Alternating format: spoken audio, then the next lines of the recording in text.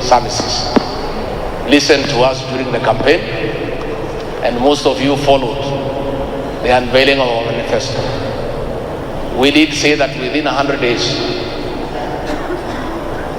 we will roll out a task force to review the terms and conditions of your service with a view of looking at your salaries and allowances, with the views of looking at housing and other aspects that will dignify your work and your families. I'm aware a few officers are impatient. The day before yesterday, I was going somewhere and I met an officer as I was passing, and he looked a little bit not himself. I think he had taken something, but surely it was not tea or water. And he asked me, wewe Rigiji, si mlisema ndani ya siku 100 mutaleta kamati ya kuangalia mishahara yetu? I want to tell you, please, usituharakishe.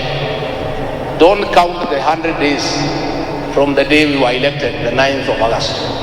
Start counting from 13th of September when President William Ruto was sworn in. Those days have not expired. They'll expire on the 24th of December. In the next 2 weeks, President William Ruto will unveil a task force to review your terms of service and conditions. And that task force will follow the bottom-up approach. It will start listening to the constables. Then it will listen to the corporals. Then the sergeants, the senior sergeant, the inspector, all the way to the Inspector General of Police. The same will happen in the prison service. The same will happen in all the other disciplined services that we have. Once we are through listening to the officers, you must allow us also to listen to the people of Kenya. They also have certain things they want you to do differently. We'll also listen to the people of Kenya, so that at the end of it all, we have recommendations of what is good for our officers, to uphold their dignity, to pay them well, to give them decent accommodation, and to allow them to work professionally.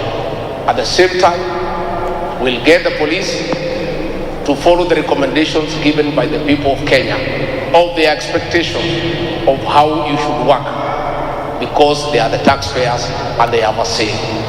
So once that task force has been rolled out, I want to urge our officers across the country, avail yourself to give your views, and we'll make arrangements that the team comes across all the counties to listen to your views. But I'm sure at the end of it all, we'll get good recommendations, and we shall be able to look afresh on your terms so that we pay you well, we get you the necessary allowances, we look at your insurance, we look at the risk allowance, we look at your uniform, we look at all those aspects that have been disturbing our officers. And admittedly, CS, we have had serious challenges across the country of increased incidents of suicide among our officers because of the problems that are there in the service. Because for the last 10 years, nobody has ever looked at the welfare of these officers. And because of the pressure of work and the cost of living, we have had very unfortunate incidents among our officers, and the government is well appraised of that situation. And that should be addressed as we go on. So mimi nimeshukuru sana. I want to say thank you very much. Continue doing the good job you are doing. We are behind you. We'll give you the necessary support. The Commander-in-Chief is up and running. He is a very active president. He'll be all over the country. And when you see him, also say jambo. And if there are issues, raise them with him directly. Hii ni serikali ya watu ya hapa chini. Hakuna uoga mingi. If you come across the president, you have an issue, there is no problem. You raise it with him and it will be taken in good spirit. For our DIG Bogwa, I've heard what you have said. We want on behalf of government to thank you for patriotic and exemplary service to the police force for so many years. We want to thank you.